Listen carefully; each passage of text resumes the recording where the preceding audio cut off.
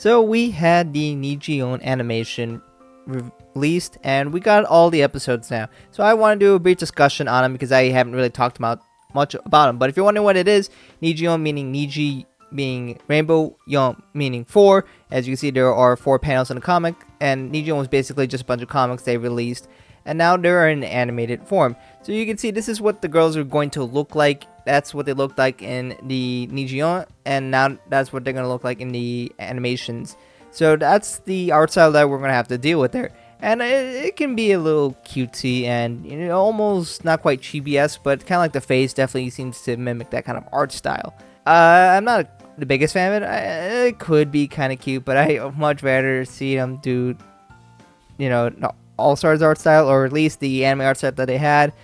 But it's not really my choice, and they're mimicking Nijiyon, so I understand if they're animating, they would keep that art style, and chances are it makes it a lot easier for them, and they could produce a lot of this stuff. Just why not? Because it's a lot easier, especially with the simplification of art style and the environments. So they can pump out a lot more content easier, and that's kind of the goal here. So I can understand it, and content is better than no content whatsoever. So I'm going to go over each of the episodes. If you're wondering, they're not that long. There's 15 of these episodes. 12 of them were released, and 3 of them are in the Blu-rays. So that's 15 total. Each one is 3 minutes and 30 seconds long, but 30 seconds is consumed by its ending theme, the What You Gonna Do, which is the ending theme. There's no opening theme, and that's 30 seconds. So each episode's in reality mostly 30 seconds. There's a few exceptions where they do something different. But first I'm going to cover the ending theme, because I don't think I really talked about it in detail. So I'm going to cover that one, show you a little bit of what that is, and I'll discuss it. And then I'll go through every episode, because it's not that much. It takes you all over half an hour to watch every episode. So I'm going to quickly go over each one, cover what it talked about, and more or less how I feel about each individual episode. So without further ado, let's go and jump to the ending theme.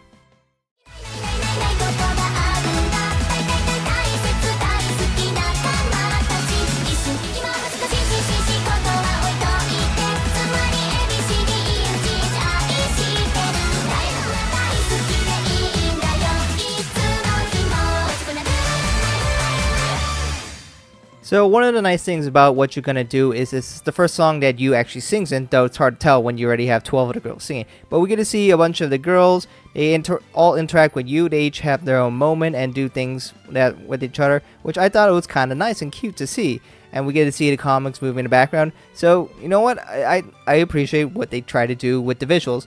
For the song itself, it tries to mimic the kind of atmosphere that the Nijiyon has. It's high energy, it's goofy, it's silly, but I never really care for those kind of songs. I'm a little more on the annoying side for this kind of song for me. This is not really a song I care to listen to, but what it does is it does mimic the style that it has. I still would prefer if it was a different song, to be honest. But it's cool that Yu sings in it, and it was nice to see Yu interact with each of the girls. Like, we see her play baseball with me, which I think that was kind of nice. Or, catch, whatever. But let's go ahead and jump into the first episode. So now we jump into the first episode. We have Yu, who's holding a video camera and walking into the club and basically just showing how the club is and how all the girls interact. So we get to see things like Kanta sleeping, and Katsumi's like, yo, praise me and all that. The usual stuff that we normally see. And we get to see other stuff. Like, I thought it was kind of nice that we saw a big whiteboard with a big Mina-chan board, which is kind of funny. But then the girls then go ambush Yu and then ask her a question. Who is your favorite idol? Basically, she wasn't able to figure that out. She said they're all their favorites, just like how we all would normally answer. But yeah, that was basically the episode. It's only 3 minutes, so yeah, it's not going to be a whole lot in each individual episode, I said. It's pretty simple. They cover a few topics, maybe get a little quick laugh here and there, but that's more or less what the special accomplishes. It's 3 minutes. So that concludes the first episode, which is pretty simple, just an introduction more or less. In the second episode, we have Nanju, who tries to show off her cuteness, and interesting enough, they show the Niji anime art style rather than the Nijiyon art style. So they do this a few times here and there, but I was like, oh, that's kind of cool to see. So basically in this episode, they're trying to have a cuteness contest, and of course, who's going to be heading that contest?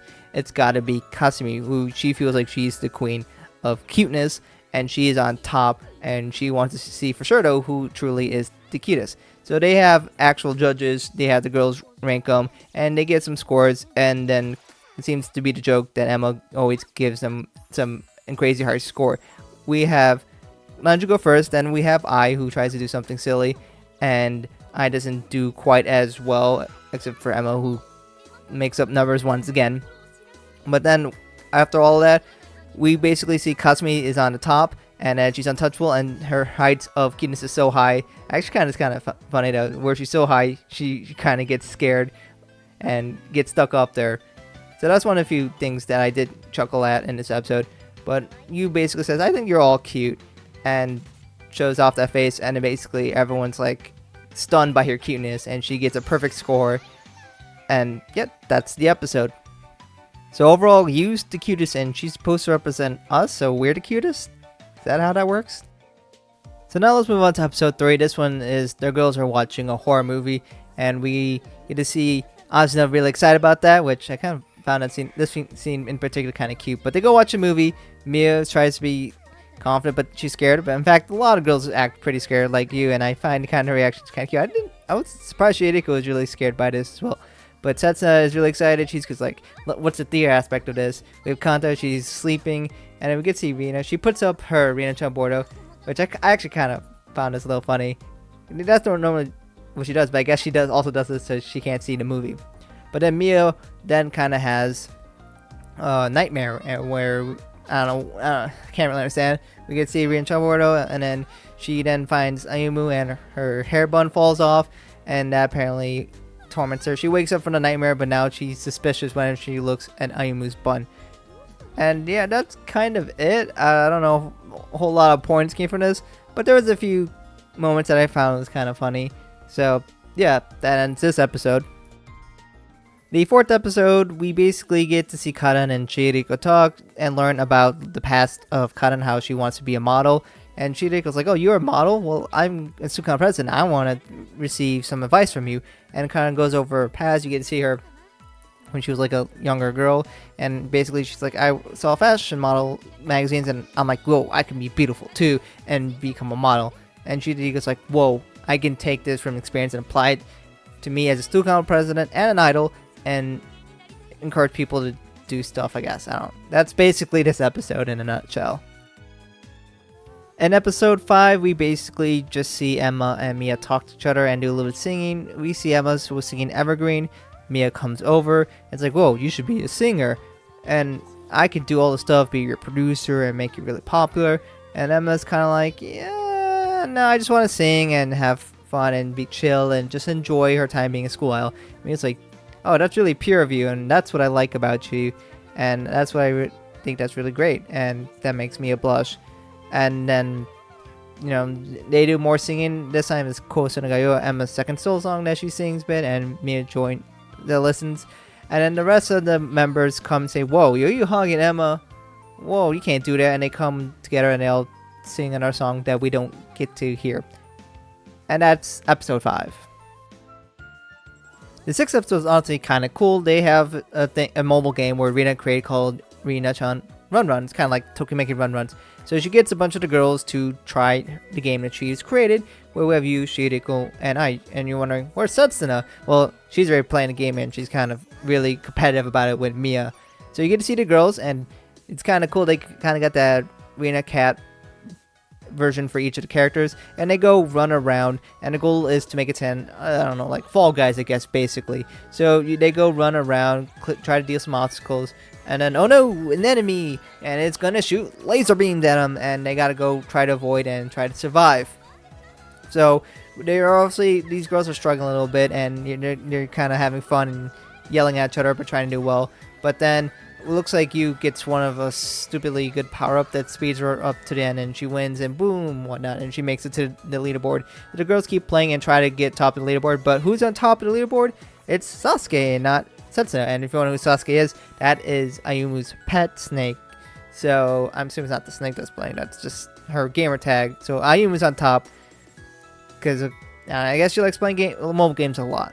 So that's more or less this episode, but honestly, probably one of my favorite ones because it does something very different than the other ones, and it leverages one of the cooler sides of Rina, and I don't know, this is fun. It's some kind of stuff that we don't get to see a whole lot in the anime. So I would like to see more stuff like this one, because this is kind of, honestly, kind of fun to see. So episode 7 focuses on the fact that the girls are going to be playing cards, and Naja comes in and like, yo, I'm a master of cards. I can do all these things. I could shuffle. Let's go play some games. So the girls decide that they're going to go end up playing Old Maid, which basically whoever ends with the Joker loses. So the girls go and play, and then Nanju quickly pulls the Old Maid, or in this case the Joker, and she's really excited about it, even though that's probably not what the thing you should be doing. And of course, now the fact that they're playing Old Maid probably might bring up some memories. So we get to see that Nanju does not have a very good poker face. Now I could have sworn I've seen something like this before, somewhere. What could that possibly be from? I don't know. Nothing comes to mind. But honestly, Umi did it a little better. So that's the main thing I would say that this episode really tries to go about. But there is another thing after that. So after Nanju loses, she's left with the Joker, and she acts like she won when she has it. And then she kind of makes a statement: a special card is always alone in the end. I believe that's kind of a statement. If you did listen to the All-Star story, Nanju basically says that, you know, she's special and everyone thinks her so amazing, but the fact that she's so special and different that no one wants to be her friend, she ends up being alone. So then Ai's like, yo, I found the other Joker. You know, Dex occasionally had 2 Jokers. So then they put the 2 Jokers together, and bam, you're not alone. And she has this goofy face. So happy ending, I guess. But yeah, that was more or less it. It's kind of a rehash joke, but I honestly like Umi's a little better. You know, it's the first time they did it, and I like the reaction when she loses, and she's like, why do I keep losing? But yeah, overall, it's a fine episode. For episode 8, we basically get to see Shizuku's dog, Ophelia, and we get to see Kanata have a walk with Haruka. And the basic gist is we basically see that Haruka really likes the dog, so she wants to pet him. And then she's like, wow, your sister's cute, can I pet her? So we kind of get a correlation of the dog and Haruka, I guess. We see Haruka and Shizuku play a little bit with the water, and then we get to see Kanata and Ophelia. And then later we get to see Haruka doze off as well as Ophelia, and then they kind of make the correlation. Oh, Ophelia is basically like your little sister to record to Shizuku. So that's kind of just the episode. And in the end, we get to see Haruka pet Ophelia instead of Kanata when she woke up, so she gets embarrassed by that. But that's basically just the episode. We get to see a little more Haruka and Ophelia, which is nice. And I guess Haruka's a dog now. Episode 9 is a little bit of a continuation of the previous episode, where they're talking about who can be the best little sister. Of course, Haruka really gets really excited about it, but it's a competition, and you know who gets involved? Kasumi, and there's a reason why, because the best youngest sister is going to be the cutest. So Kasumi goes and say, I'm going to be the best. But then there are a bunch of other girls who are like, wait, we actually had some little sisters like Shiriko, and it's like, oh, I would like a Shiriko-chan. I would like one too, actually, though. Can I get one, please? They're like, oh, how about Mia? She's also got an older sister. Why not that? And I'm just like, whoa, you can't take my girls. The reason why I built Rebirth, I got 2 younger sisters. They talked about with her relationship with Misato and how she kind of gets doted on. But then Reina comes in swinging hard and pulls out this really, I don't know, Emoto aura, which basically swoons a bunch of girls that even gets Kasumi to concede and say, yes, I'm your big sister. So Reina ends up winning the award. And then Kasumi is kind of devastated that she lost, because she's like, oh no, I'm not the cutest. But don't worry, Setsa came up with another idea. We're going to do a mascot contest, and Kasumi is one of the choices. Hashtag Kasu for the win, right? So episode 10 focuses on Setsuna's so perfect, but what would happen if something got messed up in, say, a live concert, or something unexpected happened? So, for example, what if she went to a live and they're all wearing Halloween outfits, I don't know, sing Maze Town? Or well, what if she got isekai? I don't know how that's possible, but sing that folklore song, whatever. But while they're brainstorming ideas, Setsun comes and we're like, what you guys doing? So Katsu's like, quick, I gotta think something. And she's like, well, we're talking about how amazing you are, and that you're so amazing that you made my heart skip a beat. And Setsun's like, whoa, wow, thank you so much. So that's kind of a key moment. But then we actually jump into kind of a live performance. Setsa sings Chase, and can you guess what happens? You betcha, the light just goes off, and Kasumi's like, well, that wasn't me. And they're trying to figure out what to do, and then Shigeko's like, oh, it's gonna apparently take a while for the lights to come back on. And by a while, I mean like 5 seconds, because apparently Setsa starts singing again, and boom, all the lights manage to come on because magic, or I don't know, you know the drill. Singing, they can do all that, but it's cool to see Chase again. Setsa does a fantastic job singing the song as usual. We already know it's a great song. We didn't get to see her do the kick, which I found unfortunate. But it's just the Nijiyon style of it, the Chase song, which, I mean, more Chase is always good. But overall, yeah, that's kind of the main gist of this episode. Episode 11, we get to see Aimu practice. She gets invited to go to something, but she's like, no, I gotta practice. I gotta work on this. And you can definitely notice that her shoes are really dirty, I guess, because either she doesn't wash it enough or she exercises and does a lot of practice with it. One or the two. And we can also see that Shiriko talks about Nanju and how she had to take care of her, and we get to see kind of young Shiriko and moments with Nanju, but that's kind of really it. You basically watch Ayumi the whole day, and she's like, wow, you're really cool and all. That's about it, and this episode didn't really have a whole lot. So, yep, that's that episode. Episode 12, we see you playing the piano, which is Chase, and Set's like, whoa, you play my song? But no, she's basically saying that, you're really great, and Yu's like, thank you so much for inspiring me for this, and Set's like, oh my god, and all lovey-dovey, and Ayumi's like, whoa, what the heck is going on? But the rest of the girls just come in, and then they're like, oh, we heard you playing. You know what we should do? We should sing a song. So they sing Love You My Friends together, in goofy motions and all that.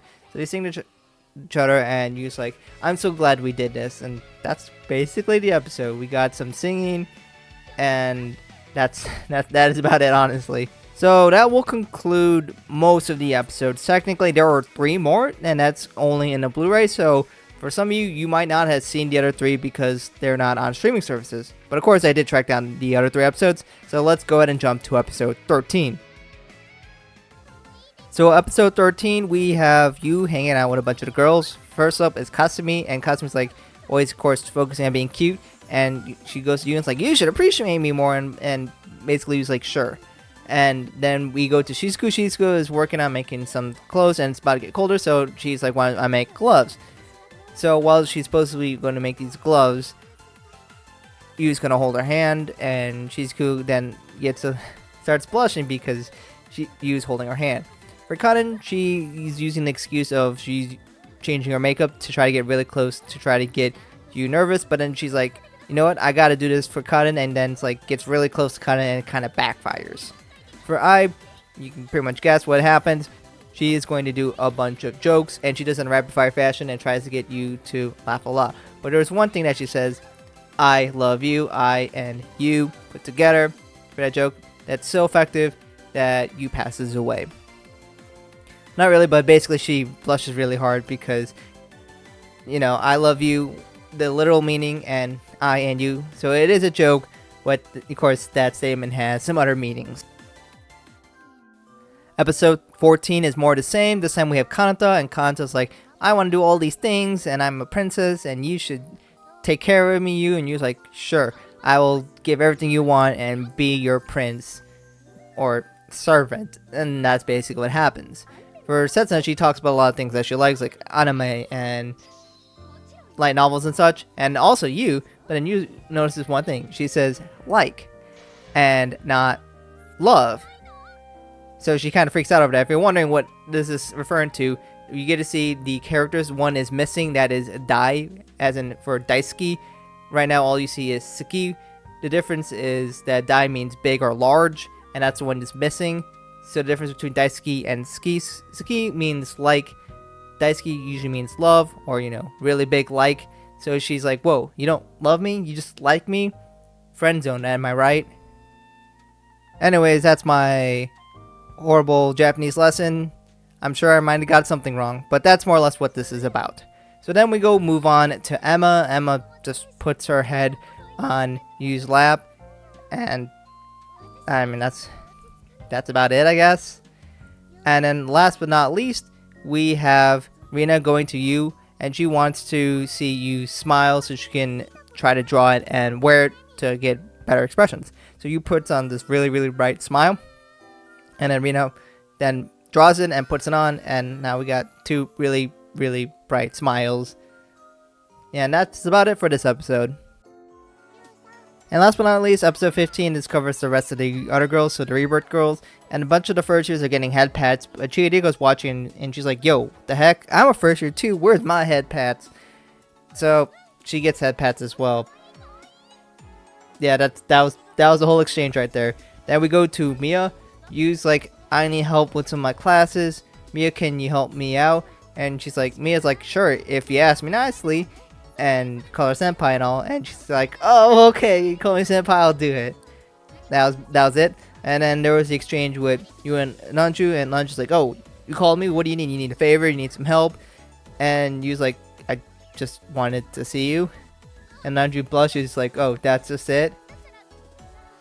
And then last but not least, we have Ayumi and Yu interacting with each other, and Ayumi's like, you can tell me your feelings. So Yu's like, my feelings is you're cute.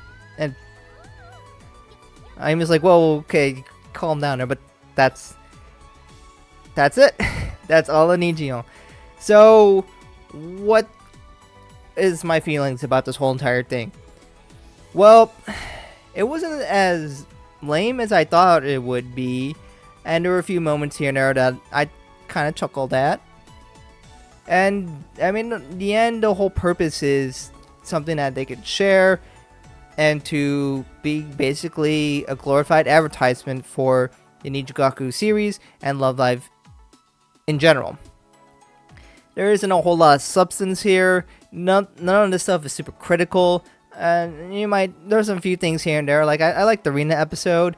Maybe some of you like the poker face with Nanju, but it's kind of been done already before. But maybe you can say, well, that's a cool shout out to Muse and Umi and such. But there isn't a crazy amount here. You could say this is kind of like an episode focusing on you, because most of these really focus around you and her interaction with a bunch of the idols, and it gets to show you a bit of the side of the idols that you don't get to see a whole lot in the anime. So it definitely does have a purpose here. Is this something that I would love to see more of? I mean, sure. I mean, more content is better than no content, of course. And for what it is, it was fine. It's nothing too extravagant. A lot of these scenes are kind of short, and I just watch it and I'm like, that's it? I'm like, what was the purpose of this? It's kind of like, oh, we had an interaction with two girls and they didn't really do anything consequential. It's just, oh, I guess I was supposed to be funny, and it was kind of like for 30 seconds or something like that. So I don't know, it's fine, it's nothing crazy, but personally I would prefer an actual episode over all of these Nijiyon combined, which is about an episode length. But that episode offers a lot more. But I'm sure probably because the episode takes more time to produce, and the fact that they could do this completely separate from Nijiyon with different animes and such. So, for what it is, it's alright, There's some things there that I did like, and to see more of these girls always is a big plus. It's not something I'm dying to watch again, and in fact, chances are I wouldn't watch most of these again. And even at its best, it's kind of just like whatever for me mostly. The girls can be somewhat cute here and there, and there's a few moments that I will remember, but most of it's kind of like I watch it and I'll forget about it. But I'm curious to see what you guys think about the Nijiyon. If you did watch it, what did you guys think about it? I covered a big majority of it, but there's a few things that I just gloss over. So if you did watch it, what is your opinions on this? How do you feel about the art style? How did you feel about this kind of style? Do you want to see more of this? Would you like to see change in some ways? Are you okay with the fact that they're just shorts, about 3 minutes long each? Just let me know about this in the comments below. And would you like to see this happen for other stuff? Like, would you like to see this for Liella or Aqua, maybe? I'm curious to see what you guys think about that. Who knows? Maybe they do it for the musical lulz. Probably not. But I guess you never know. But I'm assuming it's mostly just going to be Love Live, but I did see a few comics for the Link Live Love Live girls from Hasuna Sora, so maybe they do something like that. But they kind of already have their own app, and they have their own kind of animated shorts, which I already discussed before. Anyways, let me know what you guys think about this in the comments below. If you do want to watch these, you can watch on things like Crunchyroll. They'll have the first 12 episodes. I'm assuming they'll probably add 13 to 15 later, unless they don't feel like adding it from the Blu-rays, but usually they just come out way later. But anyways, let me know what you guys think about this in the comments below. Thank you guys for watching, and I hope to catch you guys in another video soon.